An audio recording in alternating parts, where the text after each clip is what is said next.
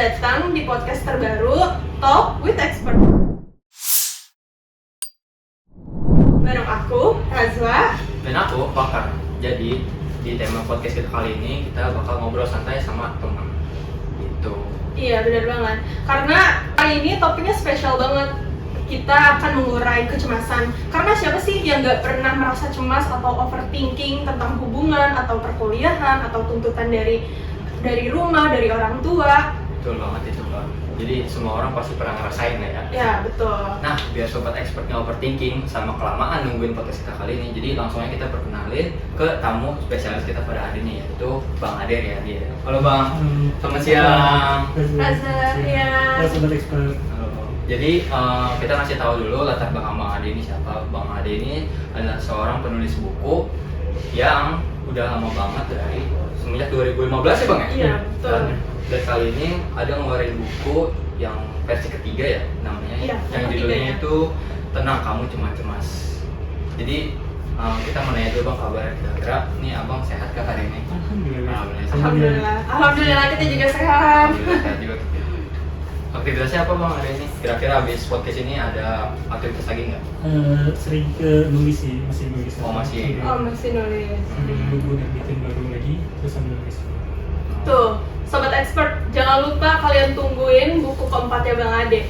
Ini kita aja masih bahas buku ketiganya ya. Betul. Karena akan ada coming soon buku keempatnya dari Bang Ade. Kita lanjut aja kali ya. Kita akan mengulas latar belakang buku Bang Ade yang judulnya ini Tenang Kamu Cuma Cemas. Karena di buku ini tuh relatable banget dan sederhana cara penyampaiannya kepada anak zaman sekarang atau Gen Z. Betul nggak, Pak Pakar? Betul, tapi sebelum kita masuk ke dalam topik yang lebih lanjut, kita pengen nanya dulu dong, kenapa sih Bang Ade tuh bisa tertarik ke dunia penulis buku ini? Atau apakah bisa dari dorongan dari keluarga, dari teman atau kerabat-kerabat, atau mungkin bisa jadi dari keinginan Bang Ade yang semenjak dari kecil kayak cita-cita gitu? Kira-kira gimana tuh?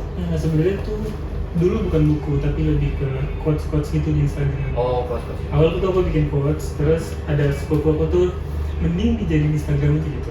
Instagram itu akhirnya aku bikin tuh quotes-quotes doang dari tahun 2015. Nah, dari situ tuh setelah beberapa tahun kemudian sampai tahun 2021 aku mikir, kalau aku bikin quotes doang, itu tuh belum disebut penulis kalau bukan punya buku, kalau belum punya buku.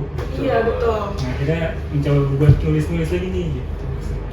Oh, jadi awalnya tuh dari quotes-quotes dulu sampai Bang Ade tuh berkembang menjadi penulis buku gitu ya. Mencoba buat nulis buku. Tapi dari situ gak semudah gampang langsung masuk Gramedia. Saya dari buku yang pertama itu langsung ditolak beberapa penerbit gitu. 1, 2, 3 penerbit. Berarti prosesnya tuh nggak yang secepat itu ya Bang ya, menjadi merilis buku. Dulu tuh mikirnya kayak, ya wah kayaknya ini bakal buku gue banyak di penerbit di Gramedia ini. Ternyata gak sesimpel itu bikin Iya, buku. iya. Cuma quotes-quotes itu ternyata banyak ilmu yang harus digali lagi sih. Oke Bang, makasih udah jawab pertanyaan tadi. Tapi kalau misalnya kita ngebuat buku nih, kira-kira banyak nggak sih Bang persiapannya dari kita ngumpulin inspirasi, terus nyusun-nyusun kata itu kayaknya butuh waktu berapa lama sih Bang? Apalagi buat buku gitu? Iya, apalagi Bang Ade ini menulis buku kan nggak cuma satu ya, pasti banyak dari inspirasi atau pengalaman pribadi.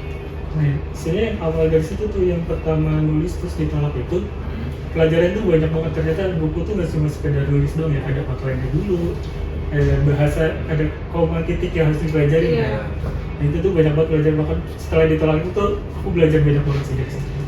Kalau untuk dari penggunaan bahasanya, apakah itu kualifikasi untuk lolos di Gramedia atau gimana Mas? Jadi lebih ke temanya yang mau kita angkat sih, Oh, sama temanya. kepedulian kita tuh kayak gimana. Dan sampai satu buku tuh banyak tema. Kalau ini kan kayak Tenang Kamu Cuma Cemas, fokusnya di overthinking. Iya, Dan betul. banyak ada yang bikin buku ditolak tuh karena fokusnya kebanyakan nih tentang cinta, tentang hidup. Jadi penerbit juga susah buat nyari target pembacanya. Oh iya, betul. Kan dari situ sih. Terus sebenarnya awal buku itu tuh ditolak banyak dan nggak masuk Gramedia. Itu aku sempet ngedon tuh. Sampai akhirnya aku datang ke Gramedia pakai teori manifesting. Oh, manifesting. Nanti- Manifesting zaman Iya. sekarang banget ya. Aku datang ke Gramedia terus aku bilang nanti buku aku ada di sini. Oke. Ternyata bener ya Bang ya. Ternyata sebulan kemudian dihubungin sama penerbit. Ih, Masya Allah. Nah ngomong-ngomong ngomong soal cemas nih Bang, gimana menurut Bang Ade cemas itu dalam konteks kehidupan sehari-hari? Terus juga banyak juga kan orang-orang di luar sana yang masih merasa cemas itu di dalam dirinya, itu kira-kira gimana menurut Bang? Sebenarnya kenapa orang bisa cemas karena dia belum mengenal seutuhnya dirinya seperti apa ya, kayak nggak percaya diri sama dirinya gitu. Atau bahkan kayak dibanding-bandingin juga bikin cemas. Benar. Dan ngomong-ngomong soal tadi, kita kan pasti mengulas tentang buku Bang Ade nih, tentang Kamu Cuma Cemas. Isinya kan juga bukan dibuat untuk diri sendiri ya, pasti cemas itu untuk orang-orang sekitar atau bahkan dari orang tua atau dari tekanan kuliah, hubungan. Nah itu Bang Ade inspirasi dari orang-orang terdekat atau memang merasakan dari diri sendiri? Pertama sih dari diri sendiri juga. Nah, terus riset nih sama orang-orang terdekat juga. Ya aku tuh nemuin orang-orang nih buat ngobrol dulu kecemasan dia apa tuh, jadi dengerin dulu masalahnya. Bahkan even sampai dia nangis-nangis juga di depan aku karena ya emang karena dia ngerasain kecemasan itu kan. Dan dari situ baru aku gali, aku tulis buat jadi buku. Oh, jadi orang-orang terdekat juga apa ya? Sharing gitu ya ke Bang Ade. Jadi buku ini juga bukan isinya dari inspirasi dari diri sendiri, bukan gitu ya? Biar banyak yang ngerasa dilihat juga kan. Iya betul. Memang bukunya ini relatable dan sederhana buat Gen Z sih ya. Pasti sih itu, soalnya permasalahan yang sering banget kita ini kan kita rasain. Dan kenapa buku itu sederhana? Karena aku bukan tipe orang yang suka baca banget. Jadi aku tuh gak suka baca yang banyak gitu full. Buat ngewakil Gen Z kan gitu juga gitu ya. Iya. Yang penting tuh intinya dapat, tapi dibacanya juga enak sih bukan juga. Jadi banyak paragraf itu gak isi full semua, ada quotes-quotesnya juga. Iya. Jadi nggak bosan lah pas kita baca ya. Nah, kan sekarang banget nih kita udah masuk ke era modernisasi kan. Apa-apa kalau misalnya kita tiap hari pasti ngeliat media sosial. Gak mungkin dong kita lepas dari media sosial. Soalnya di media sosial itu kita bisa ngeliat informasi yang up to date banget kan, itu bisa 5 menit sekali, bisa 10 menit sekali. Terus juga kerjaan pasti juga dari situ kan. Nah, kira-kira bagi Bang Ade ini dampak besarnya buat kita nih anak-anak muda itu gede nggak sih Bang kalau misalnya ngerasa kecemasan buat diri kita sendiri? Iya, dari dampak media sosial itu terhadap diri kita itu apa mempengaruhi kecemasan dari media sosial tersebut? Jadi itu yang paling besar sih mempengaruhi gitu ya, karena zaman sekarang kita lebih banyak kita di media sosial daripada Iya sih, betul. Iya, setuju. itu tuh banyak banget dampaknya, kayak dia ngerasa nggak cukup karena banyak di media sosial, padahal kan mereka tuh cuma nampilin apa yang bagus-bagusnya Iya, doang. betul. Itu tuh kadang orang yang bikin overthinking dan nggak sadar kalau itu tuh cuma ditampilin yang bagusnya doang.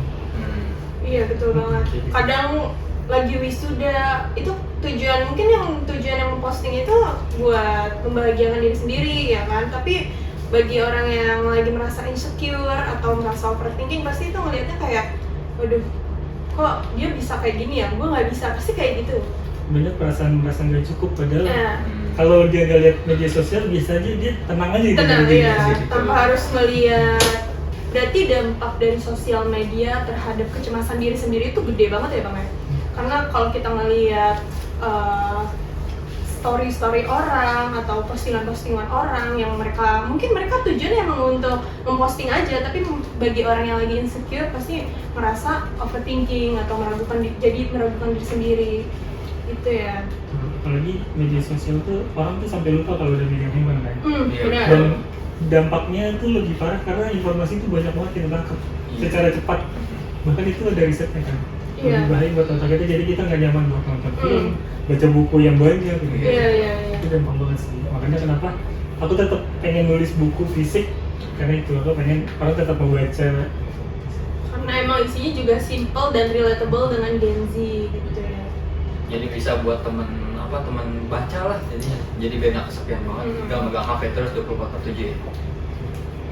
Ngomong-ngomong soal cemas dari sosial media, pernah gak sih Bang Ade mengalami cemas gitu? Dan apa hal simple yang biasa Bang Ade lakuin untuk menenangkan diri? Kayaknya kalau cemas semua orang pasti ngerasain itu ya. Dan aku sih biasanya melampiasinya ke nulis lagi. Oh, nulis lagi. Ibaratnya itu tuh kayak jadi buat diri sendiri dan mewakili orang lain. Aku tuh mikir gitu. Bahkan ketika ada kejadian apa nih yang bikin aku cemas, aku mikir, oh jangan-jangan kejadian ini dampaknya, hikmahnya buat aku nulis buku nih, gitu. Biar mewakili orang-orang. Oh jadi kecemasan Bang Ade sendiri pun bisa mewakilkan aku kepada lariin para ke pembacanya. buku ya. Iya, keren banget nggak sih? Bagus sih itu. Kita kalau cemas ngapain tuh? Nah ngapain ya? Kita kita kayaknya kalau cemas main HP deh. Gak kayak Bang Ade. Betul. Karena kita susah banget yang namanya lepas dari gadget nih, jujur aja ya. Iya. Tapi Bang Ade pernah gak sih kalau lagi cemas tuh kayak bosan nggak mau nulis mulu, maunya keluar kayak nyari main game di Refreshing luar, lah ya, refreshing. betul. Kalau main game sesekali sih pasti main game ya. Tapi kalau keluar kalau keluar ke misalkan ke kafe itu pasti harus nulis ya. Oh, berarti ujung-ujung keluar pun tetap nulis ya? Oh, berarti memang. Udah. Walaupun bahkan di kafe itu bisa sejam 2 jam nggak dapat apa-apa tuh akhirnya pulang gitu. Tapi pas di rumah nulis lagi nggak? Enggak. Oh enggak. Nggak segampang itu sih sebenarnya nulis kadang. Aku juga masih harus kembaliin mood dulu. Oh iya Oh, benar, iya. itu sih paling penting sih. Kalau misalnya mood hancur kan mau nulis apapun juga susah kan. Iya. Dan tempat paling favorit Bang Ade gitu kalau lagi cemas atau lagi pengen nulis itu biasanya harus sepi atau kayak ya udah pakai earphone aja deh biar fokus. Aku harus sepi sih kan. Oh, Saya sepi. makan atau minum yang harus sepi. Kadang kan ada kafe yang ramai banget Ramai banget, musik ya. gitu. Nah itu benar. nggak akan bisa sih. Paling yang sepi yang nggak banyak orang nggak akan bisa. Oh, jadi itu bahkan jadi kayak Fastender itu tahu di siapa aku nih. Hmm. Aku sering di situ terus Sampai kenal iya. ya? sampai kenalan. Sampai aku selalu kasih buku ke anak. Oh, sampai ngasih buku. Nah, Bang Ade sendiri pernah nggak merasa akan takut gitu tanggapan orang-orang ke Bang Ade ketika Bang Ade tuh sharing atau posting story di Instagram atau di sosmed manapun? Sebenarnya sempat takut tapi aku mikir lagi ya kenapa aku tetap berani buat ngelakuin ini. Karena kalau kita mikirin takut kita nggak akan lakuin apa-apa. Iya. Nggak akan memulai. Bahkan banyak kayak penulis-penulis yang udah bikin buku nih dia tuh nggak mau nerbitin karena takut nih takut tanggapan orang, takut komentar kayak gitu malah bikin kita malah jadi gak berkembang. Aku mikir gitu. Bahkan aku pernah sempet ngasih ke penulis yang udah pernah nerbitin ya, udah senior gitu. Dan itu di buku yang pertama dan dia komen ini nggak akan masuk Gramedia, ini dicoret-coret sama dia. Iya, udah gitu. Iya kayak gitu. Kalau itu wah sakit juga tuh Iya, perasaan iya. itu. Sampai aku saat itu aku mikir nanti kalau ada penulis baru yang nanya saran sama aku bakal rangkul dia sampai dia benar jadi. Bakal welcome lah ya. Benar. Karena nggak semua orang bisa nerima kritikan kan. Iya Iya, betul. betul. Nah, Gitu sih. kalau misalnya kita compare nih ya Bang ya, antara buku Bang Ade sama buku overthinking yang lainnya, kira-kira jauh nggak sih Bang signifikan perbedaannya? Sebenarnya buku overthinking ini tuh lebih ke detail kecil yang bukan menjelaskan apa itu overthinking gimana caranya.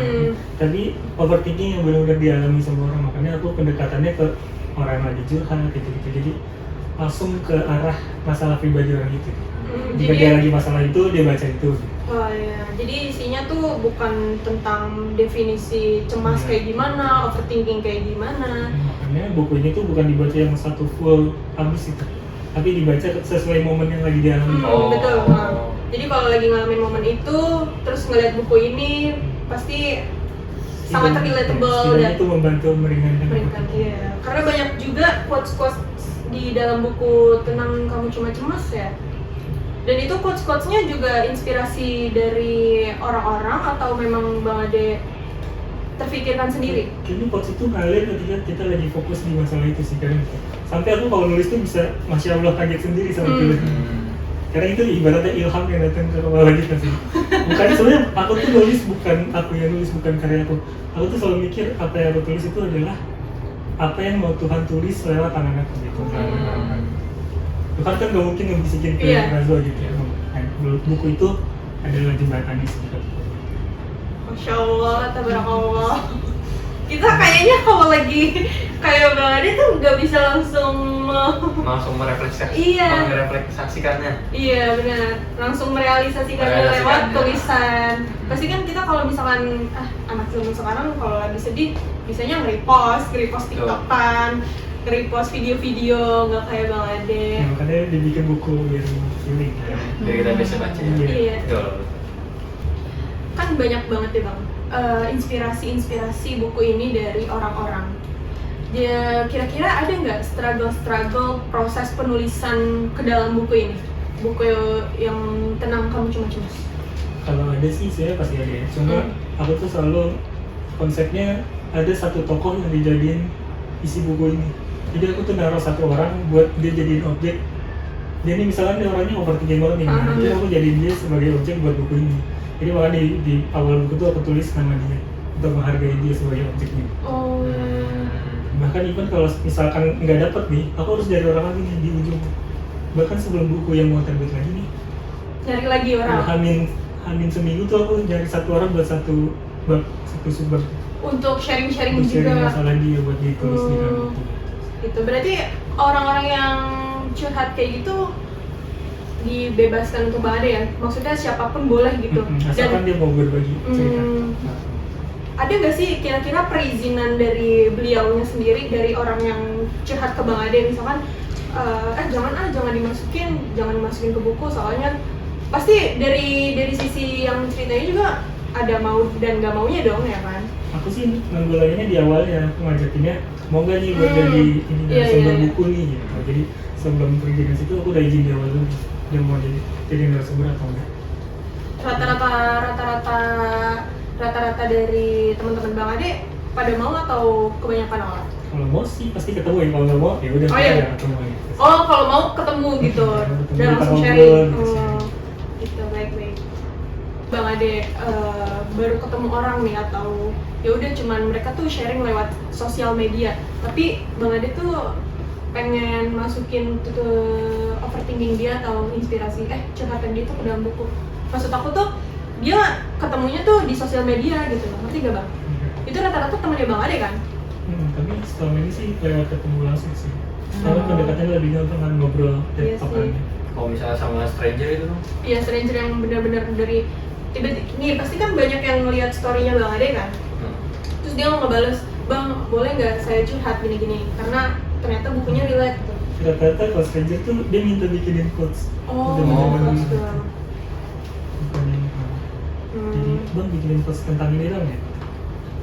Berarti dari strangernya itu sendiri dia nggak pernah, misalkan dia lagi curhat, Bang Ade nggak pernah masukin ke dalam buku itu. Kalau masukin aku izin sih pasti kayak kalau gitu. Oh.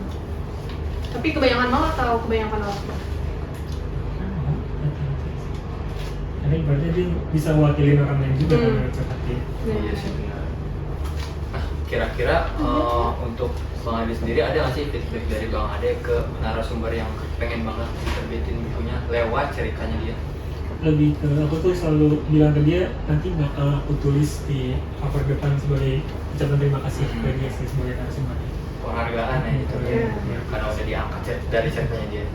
Nah pas Bang Ade mau nerbitin buku baru nih, kan pasti kita suka struggle kan di tengah jalan pas lagi nulis lah atau ngumpulin ide. Nah kira-kira tuh pas lagi di pas struggle-nya Bang Ade tuh masuk nih ide lain, itu kira-kira ditampung dulu atau dilanjutin dulu?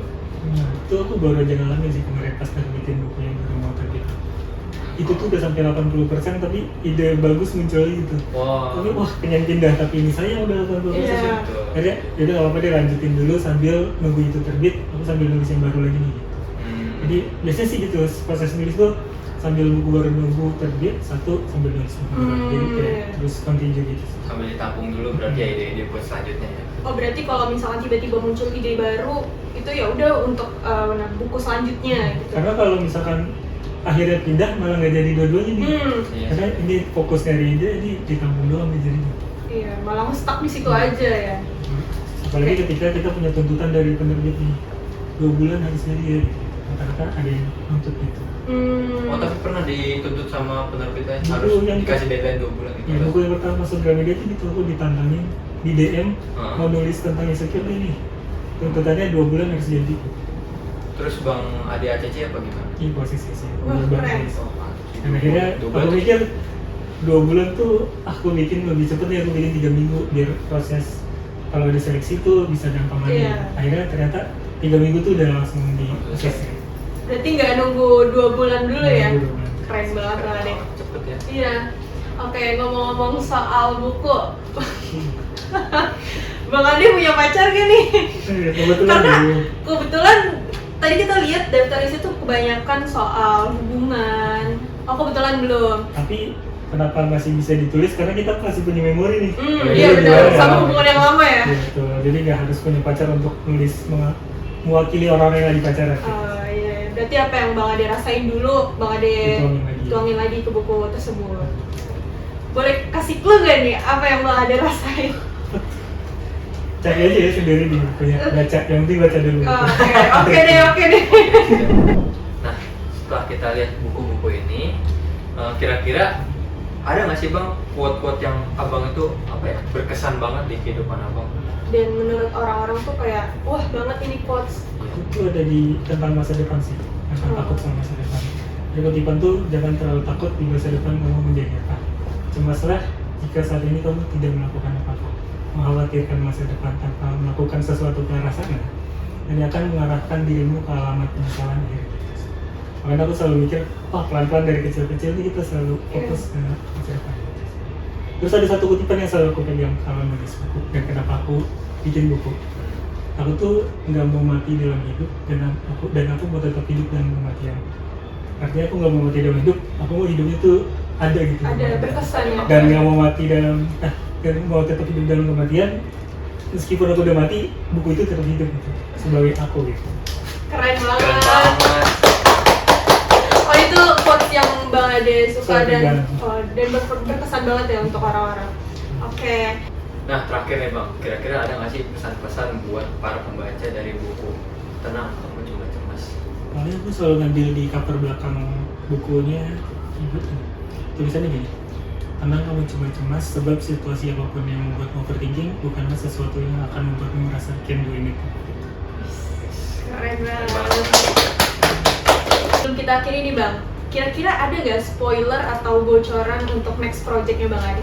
Nextnya aku lagi bikin buku tentang jalan diri sendiri, dan itu bakal terbit di Februari tahun depan. Oh tahun depan. Konsepnya sama kayak buku yang sebelumnya, ini trilogi dari buku yang sebelumnya juga. Keren. Ditunggu ya guys buku barunya Bang Ade tahun depan bulan Februari. Langsung aja kalau misalnya kita mau baca bukunya Bang Ade, bisa dilihat di Gramedia. Ya buku Tenang Kamu Cuma Cemas. Itu sudah tersedia di Gramedia dan di online store ya. Marketplace Gramedia. Tuh guys. Oh, obrolan podcast kita kali ini membuka sudut pandang baru ya tentang permasalahan terutama kecemasan itu ya Bang. Iya. Terus juga makasih juga Mas Bang Ade Makasih, Bang Ade. Terima kasih dari undang juga. Iya. Bukan. Semoga di tahun depan atau nextnya kita bisa ngundang Bang Ade lagi Betul. dengan buku barunya tentunya di bulan Februari tuh guys. Tungguin ya. Stay tune ya guys. Sampai jumpa di podcast selanjutnya. Bye. Next part. Sabar. Kelihatan kamera. Oh tuh keren sih. Halo Sobat Expert. Di episode kali ini kita kedatangan bukan gitu kan? Salah. Bang Ade tuh nggak tahu harus mau ngapain. Itu sabar dulu ya deh.